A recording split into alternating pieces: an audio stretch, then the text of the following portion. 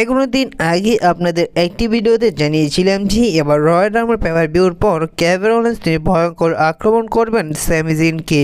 তো তেমনটাই দেখা গিয়েছে আজকের মানডে নাইট রয়ে।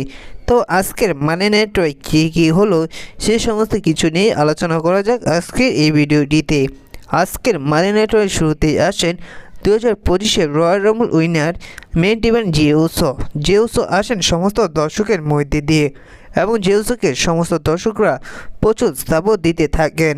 জেউসো রিংয়ে এসে তার প্রোমো কার্ড শুরু করেন।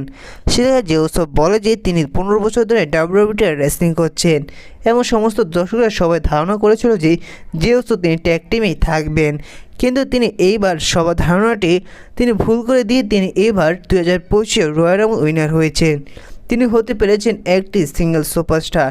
সাধারণত তিনি এত কিছু করতে পেরেছেন এই সমস্ত কিছু দর্শকের কারণে এবং তিনি সমস্ত দর্শকরা ধন্যবাদ জানান এবং সাথে সাথে সে জায়গায় সমস্ত দর্শকরা জেউসোকে বলে যে ইউ আর ডিজার্ভ। সে জায়গায় এক পর্যায়ে জেউসো অনেকটা ইমোশনাল হয়ে যান। পরবর্তীতে তিনি বলে যে এবার তিনি রেসলম্যানিয়াতে যাবেন এবং রেসলম্যানিয়া মেইন ইভেন্ট করে তিনি চ্যাম্পিয়ন হয়ে ফিরে আসবেন। তারপর জেউসো প্রোমো কার্ড করতে থাকেন। এক পর্যায়ে জেউসোকে ইন্টারফিয়ার করেন গুন্থার এসে জেউসোর ফেস টু ফেস হন। সে জায়গায় গুন্থার এসে তিনি জেউসোকে কল আউট করতে থাকেন।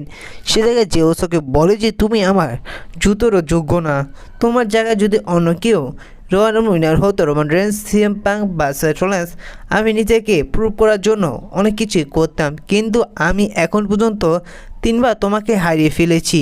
তুমি এই টাইটেলটির যোগ্য না, তুমি রেসলিংই জানো না।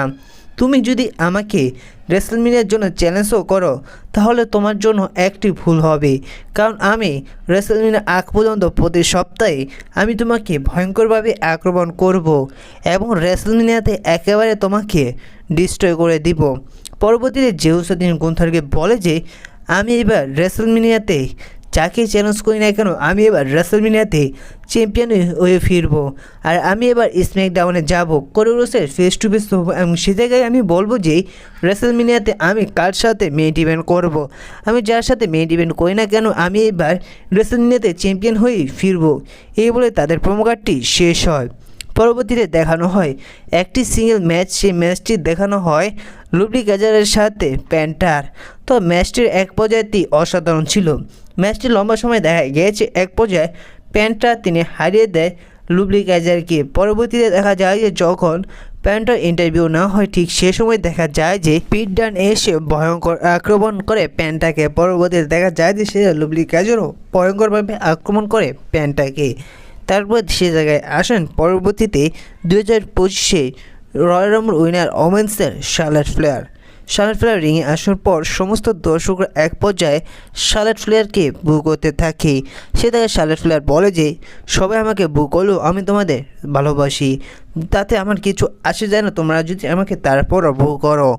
আমি লম্বা সময়ের জন্য ডাব্লিউডাব্লিউইর বাইরে ছিলাম, আমি ইনজুরির শিকার ছিলাম, যার কারণে আমি এতদিন ধরে ডাব্লিউডাব্লিউইতে আসতে পারিনি। আমি এবার যেহেতু রয়্যাল রাম্বল উইনার হয়েছি, এবার রেসলম্যানিয়া মেইন ইভেন্ট করে আমি চ্যাম্পিয়ন হব। ঠিক তারপর দেখা যায় যে শার্লেট ফ্লেয়ারকে ইন্টারফিয়ার করে রিয়া রিপ্লি এসে শার্লেট ফ্লেয়ারকে বলে যে তুমি কেন আমার শোতে এসেছো, এটা হচ্ছে আমার শো, তুমি যেহেতু এবার রয়্যাল রাম্বল উইনার হয়েছো তুমি আমাকে চুজ করো রেসলম্যানিয়ার জন্য, কারণ আমি তোমাকে রেসলম্যানিয়াতে একবার হারিয়েছি। সেটা পরবর্তীতে শার্লেট ফ্লেয়ার বলে যে আমিও তোমাকে একবার রেসলম্যানিয়াতে হারিয়েছি। সেটা রিয়ালিটি বলে যে আমি সেই সময় বাচ্চা ছিলাম, যার কারণে তুমি আমাকে হারাতে পেরেছো, কিন্তু তুমি এখন আমাকে হারাতে পারবে না রেসলম্যানিয়াতে। তারপর সে যে শার্লেট ফ্লেয়ার রিয়ালিটিকে বলে যে তুমি আমার কাছে সবসময় বাচ্চা থাকবে, আমি এবার এনএক্সটিতে যাব, স্ম্যাকডাউনে যাব, তারপর আমি সিদ্ধান্ত নিব আমি কাকে রেসলম্যানিয়া হিসাবে বেছে নিব। তো এই জায়গায় তাদের সেগমেন্টটি শেষ হয়। পরবর্তীতে দেখানো হয় একটি নাম্বার 1 কন্টেন্ডারশিপের ম্যাচ এলিমিনেশন চেম্বার পেপার ভিউর জন্য। সেই ম্যাচটি দেখানো হয় ইউস্কার সাথে লিভ মর্গানের মধ্যেই। তো তার আগে ব্যাক স্টেজে ইউস্কাকে আক্রমণ করেছিল লিভ মর্গান এবং এদের ম্যাচটি অনুষ্ঠিত হলে দেখা যায় যে এক পর্যায়ে রেকাল এসে ইন্টারফেয়ার করতে থাকে ইউস্কাইকে এবং ইউস্কাইকে হেল্প করতে আসেন রিয়া রিপ্লি এসে রেকালকে আক্রমণ করে এক পর্যায়ে দেখা যায় যে সে ম্যাচটির মধ্যে লিভ মর্গান তিনি হারিয়ে দেয় ইউস্কাইকে এবং এইটা দেখে রিয়া রিপ্লি অনেকটা শক হয়ে যায় এবং ইমোশনাল হয়ে যায় ইউস্কাই। পরবর্তীতে ইউস্কাইকে সান্ত্বনা দেওয়ার চেষ্টা করে রিয়া রিপ্লি, কিন্তু পরবর্তীতে সে রিয়া রিপ্লিকে রিংয়ে ছেড়ে চলে যায় ইউস্কাই। পরবর্তীতে দেখানো হয় একটি ট্যাগ টিম ম্যাচ। সেই ম্যাচটি দেখানো হয় রে মিস্টিরিও LWর সাথে নিউ ডের মধ্যে। তো এই ম্যাচটি অনুষ্ঠিত হলে ম্যাচটির এক পর্যায়ে গিয়ে দেখা যায় যে লোগান ফল এসে তিনি ইন্টারফিয়ার করে রে মিস্টিরিওকে, যেটা সুযোগ নিয়ে নিউ ডে মেম্বার তারা হারিয়ে দেয় রে মিস্টিরিওর টিমকে। তারপর সে দেখে আসেন স্যাটুল্যান্স। তো স্যাটুল্যান্স তিনি এসে তিনি প্রমোকাট করতে থাকেন। তিনি বলে যে তিনি গর্ববোধ করে যে এই বছর রয়্যাল রাম্বল উইনার হয়েছেন 2025-এর জে ওসো, কারণ জে ওসো এটার যোগ্য, তিনি এটা ডিজার্ভ করেন, যেটা ডিজার্ভ করেছে, যেটা ডিজার্ভ করে তিনি সেটা পেলে তিনি এটাতে খুশি, কারণ জে ওসো এবার 2025 রয়্যাল রাম্বল উইনার যোগ্য, কারণ এর জন্য তিনি খুশি। বর্তমানে তারপর দেখা যায় যে স্যাটুল্যান্স তিনি এক পর্যায়ে কল আউট করতে থাকেন সিএম পাঙ্ককে নিয়ে। যখন সিএম পাঙ্ককে নিয়ে স্যাটুল্যান্স কল আউট করতে থাকেন ঠিক সেই সময় গাড়িতে থাকা সমস্ত দর্শকরা সিএম পাঙ্ক বলে চিল্লাতে থাকেন। পরবর্তীতে আবার যখন স্যাটুল্যান্স তিনি রোমান রেন্সকে নিয়ে কল আউট করা শুরু করেন ঠিক সেই সময় গাড়িতে থাকা সমস্ত দর্শকরা সিএম পাঙ্কের মতনই সমস্ত দর্শকরা ওডিসি বলে চিল্লাতে থাকেন। এক পর্যায়ে স্যাটুল্যান্স তিনি সিএম পাঙ্ককে নিয়ে কল আউট করেন এবং রোমান রেন্সকে নিয়ে কল আউট করেন। তারপর সে জায়গায় স্যাটুল্যান্স বলে যে আজকের মানি নাইটের মেইন ইভেন্টে নাম্বার 1 কন্টেন্ডারশিপের ম্যাচ হতে যাচ্ছে সিএম পাঙ্ক এবং স্যামিজিনের। তারপর সেটা দেখা যায় যে স্যাটুল্যান্স তিনি ওয়েলকাম জানায় স্যামিজিনকে। স্যামিজিন রিংয়ে আসার পর স্যামিজিনকে স্যাটুল্যান্স বলে যে স্যামিজিন তুমি এবার সিএম পাঙ্ককে হারিয়ে দাও, তুমি প্রুভ করে দাও তুমি কে, কারণ সবসময় তোমাকে ছোট করে দেখে সিএম পাঙ্ক, এমন তুমি তার বদলা নিয়ে দাও, তুমি এটা পারবে, এটা আমি জানি। স্যামিজিন এই বইটি বলার পর যখন এটি বলতে থাকে ঠিক সেই সময় থিম সং প্লে হয় সিএম পাঙ্কের এবং এটা দেখে মাথা গরম হয়ে যায় একেবারে স্যাটুল্যান্সের। স্যাটুল্যান্স তিনি রিং ছেড়ে যেতে থাকে এবং এক পর্যায়ে তিনি তার কোট খুলে সিএম পাঙ্ক এবং স্যাটুল্যান্সের মধ্যে ছোট্ট করে একটি হাতাহাতি দেখা যায় এবং সে জায়গায় রেফারিরা তাদের দূরে সরিয়ে নেয়। তারপর দেখা যায় মেইন ইভেন্টে শুরু হতে নাম্বার 1 কন্টেন্ডারশিপের ম্যাচ এলিমিনেশন চেম্বার পেপার ভিউর জন্য সিএম পাঙ্ক এবং স্যামিজিনের মধ্যে। তো ম্যাচটি অসাধারণ ছিল, দুজনের পারফরমেন্স দেখার মতনই ছিল।